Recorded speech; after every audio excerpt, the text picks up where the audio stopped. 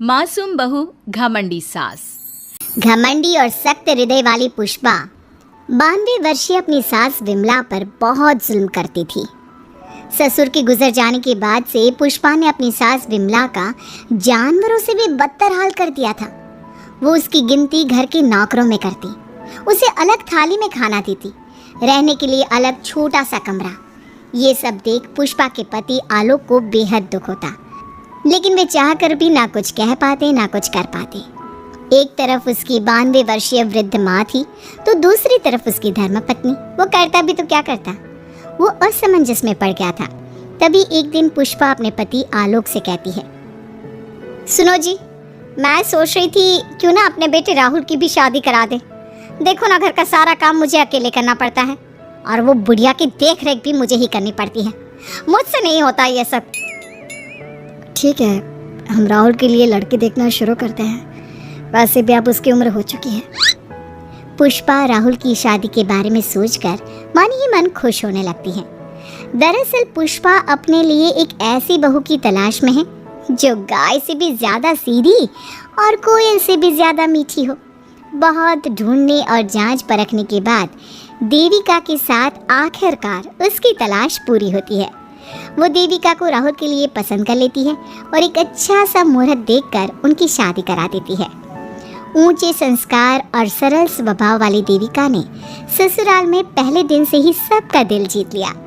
वो रोजाना अपने ससुराल में दिन की शुरुआत पूजा पाठ से करती और सबका अच्छे से ख्याल रखती। एक दिन देविका सबके लिए डाइनिंग टेबल पर प्लेट लगाती है। सभी लोग टेबल के पास आकर बैठ जाते हैं।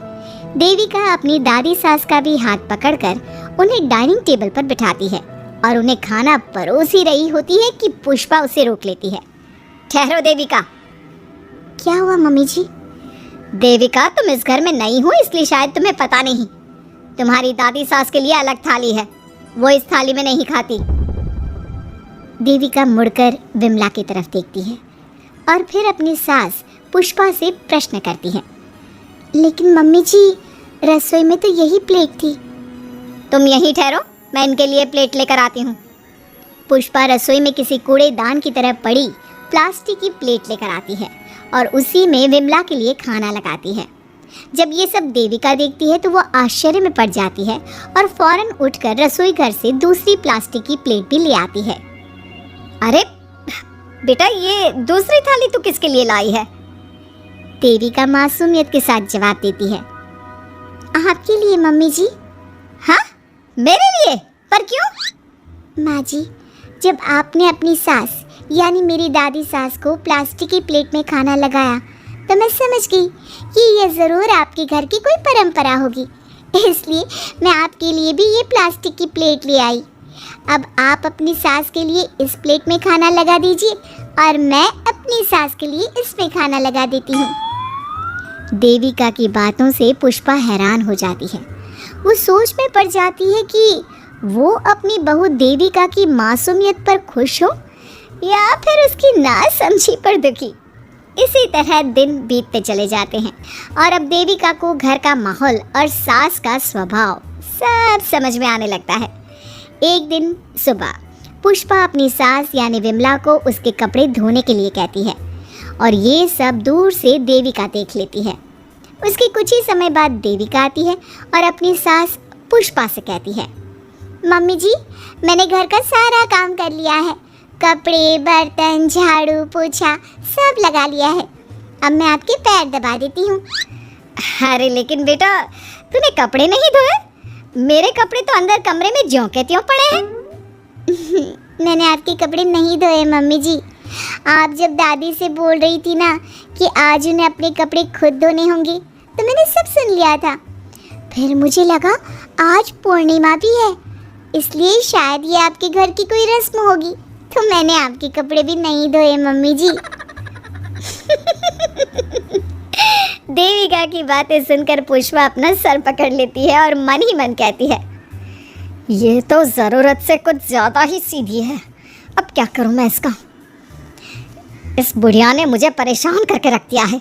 एक तरफ वो ज़रूरत से ज़्यादा सीधी मेरी बहू, जो मेरी हर हरकत को इस घर का रिवाज समझ लेती है, और दूसरी तरफ ये बुढ़िया जो रोज अपना बिस्तर गंदा कर देती है। आए बुढ़िया, अब कौन करेगा ये बिस्तर साफ? बाहर से नौकर बुलाने पड़ेंगे क्या? चल जल्दी से अपना बिस्तर साफ कर, गंद मचा कर रखा है।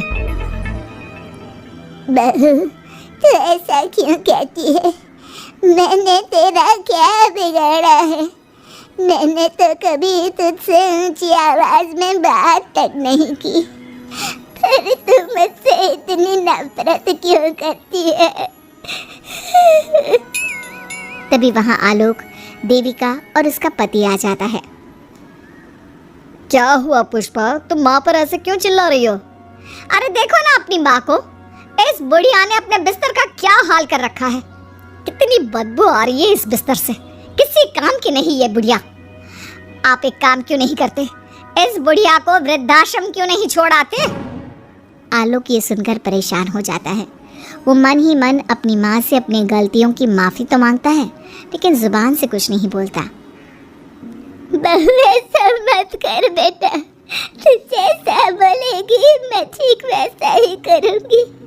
मैं अभी इस बिस्तर को साफ कर देती हूँ, पर प्लीज मुझे इस घर से मत निकाल। ये घर मेरे पति की आखिरी निशानी है। मैं अपनी अंतिम सांस तक इसी घर में रहना चाहती हूँ।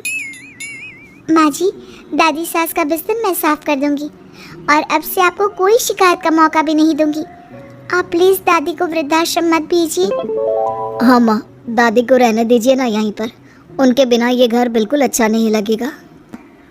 देखो बेटा, इनका जाना जरूरी है, अब इनकी उम्र हो चुकी है, इसलिए अब इन्हें अपनी बाकी की जिंदगी वहीं बितानी पड़ेगी। इतने में देविका वहाँ से चली जाती है और कुछ ही मिनट बाद एक बड़ा सा बैग लेकर वहाँ पहुँच जाती है। देविका के हाथ में बैग देखकर सब अचंभे में पड़ जाते हैं। अरे देविका, तुम ये बैग कहाँ से लाई? तुम कहीं जा रही हो क्या? माँ जी ने अभी तो बोला थोड़ी देर पहले कि अब उनकी सास बूढ़ी हो चुकी हैं और उनकी असली जगह वृद्धाश्रम में ही है, तो मैं ये दूसरा बैग उनके लिए भी ले आई। वो क्या है ना, उम्र तो अब मम्मी जी की भी हो चुकी है, कल तो जाना ही है, इससे अच्छा अभी चली जाएंगी तो दादी सास को भी एक सहारा मिल जाएगा।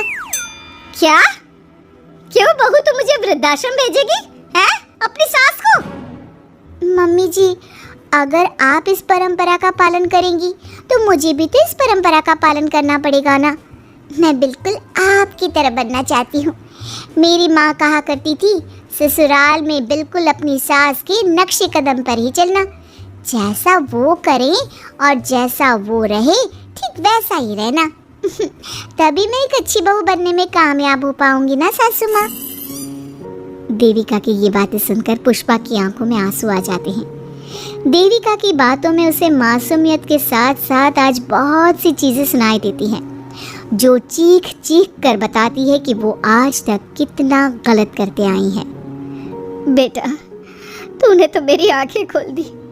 अपने ससुर के देहांत के बाद मैंने न जाने अपनी सास पर कितने अत्याचार किए, उन्हें कितना जलील किया, खरी खोटी सुनाई। आज अगर तू नहीं होती तो मुझे कभी अपनी गलतियों का एहसास तक नहीं होता। देर से ही सही, आपको अच्छे बुरे का एहसास हुआ, यही बहुत बड़ी बात है। मम्मी जी, तो अब आपके सामान का क्या करना है? अरे जा जाकर इसे मेरे कमरे में रख कर आ जा, अब कोई कहीं नहीं जाएगा, सब यहीं साथ में रहेंगे। बहू, मुझे समझ में नहीं आ रहा मैं तेरा किन शब्दों में धन्यवाद कहूँ। जो चीज़ तूने 2 दिन में पुष्पा को समझा दी, वो मैं बरसों से कहने की हिम्मत तक ना कर सका। पापा जी, ज़रूरी नहीं कि हर बात कहकर भी बताई जाए, कभी कभी अपनी गलतियों का एहसास कराना भी ज़रूरी होता है। और मैंने भी मम्मी जी के साथ ठीक वैसा ही किया, उन्हें उनकी गलतियों का एहसास कराया और देखिए आज सब ठीक हो गया। सच में देविका, तुमने आज हम सबको बहुत बड़ी सीख दी है। अब पुष्पा सुधर जाती है और घर की पूरी जिम्मेदारी देविका को सौंप देती है और अब उनका परिवार एक सुखी और समृद्ध परिवार की तरह रहने लगता है।